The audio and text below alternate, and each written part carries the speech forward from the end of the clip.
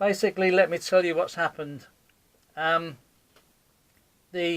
I ran the run cam through here to have a look and see what was going on, it was terrible. It wasn't any good at all. Not nice.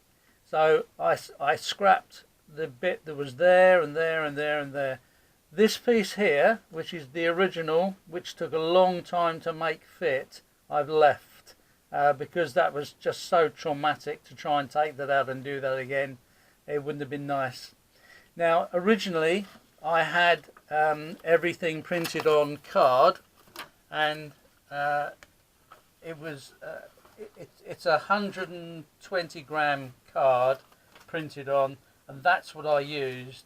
That I've now changed because I'm now gluing. I'm gluing from Scale Scenes. This is their TX23 red brick. I'm now gluing the red brick onto cereal packets,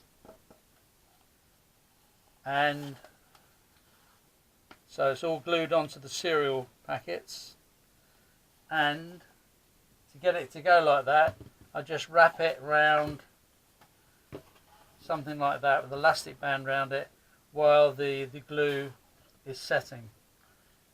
I then had to prise it apart to cut it and get it done, but it's working fine. So the next stage of the operation was to replace this little section here. I now had to make them a lot narrower. So that was a narrow one there, and then I had a short, slightly longer one, because I have to get my fingers inside so I can push up to make sure that the two are going together and they're not leaving a massive gap. You'll remember that originally I had a cone coming through this piece of paper. That was my test piece. We've now done it on card, so same principle. It's done that way. Now when it came up through the card, I then drilled a hole in the side of the cone, and I put a piece of metal, a bar, through it and bent it, and then sellotaped it down, because if at some time in the construction of the hill this dropped down, I'd be stuck. I had no way of getting it out. So the bar has been pushed through to stop it falling down, sellotaped in position, sellotaped around the cardboard. The light has been sellotaped down. Now the one thing that I had to do, these sides here, if you look at my original setup, and I'll just quickly show you here, they were that high, and I had the paper on the inside.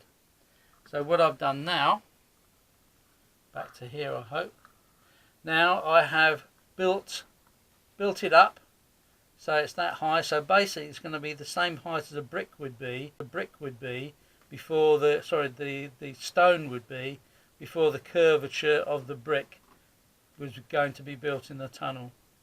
So when you look at this side, and I think you can now see, this is my mirror, trusty mirror. So you can see now that this is the inside of that, and I built it up from there, and it's gone up.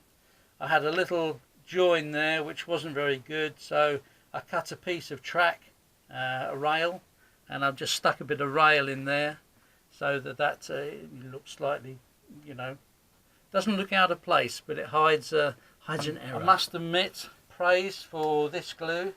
I've never used this before. It's the Rocket Card glue from Deluxe Materials. Praise to it. Very good indeed.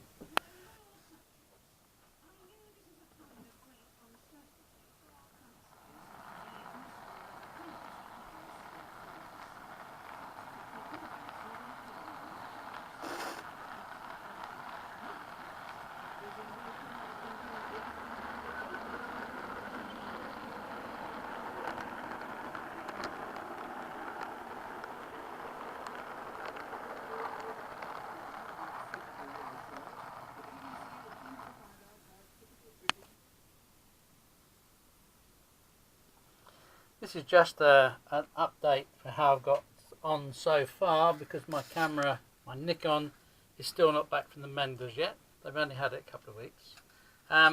As you can see, the new structure of this, absolutely smashing. It's so strong, it's very good. And that's the first light that's fixed. And as we come along, this is my second one that's fixed. I did this slightly different way. With the first one, I put a pin through it so it would stay, wouldn't fall through down through. This one, I put lots of Yoo-hoo around there and made it really nice and solid. So I've got to this stage now. It's the last one I put in, and the height above the carriage, right, in real terms, is about 4 feet. So obviously with steam engines and the smoke billowing up, you had to have quite a bit of room above yourself for the smoke to sort of dissipate. Now what I did at this end, I've managed to get this piece in, which was very, very difficult because the angle is so sharp. It was just very, very bad. But managed to do that. And I'm just hoping, trying to be as steady as I can, that you can see in the mirror the trains as they would come in and out of the tunnel mouth. Now, one of the things I'm also going to do, I was very lucky because I live in Devon. We have slate walls. And I was lucky to go to a building site where they're throwing away this type of slate. Now, this piece here is just sliced off of that one, and that's going to be the beginning of my wall coming round here.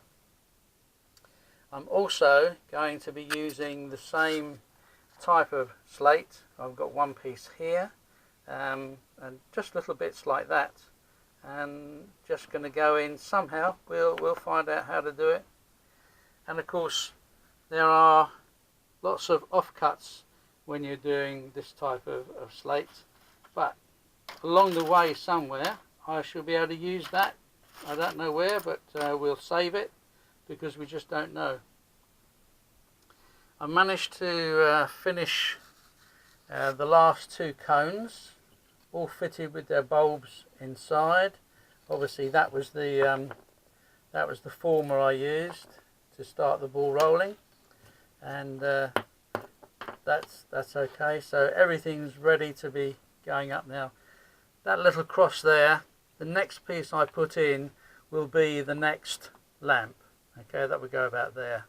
So we're going to have that one there, and then as we go back along there, you'll see number 2.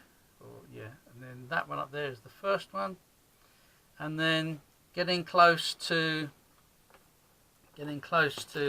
this tunnel, there'll be another one which will go in about there, somewhere around there. So that is where we are at the moment.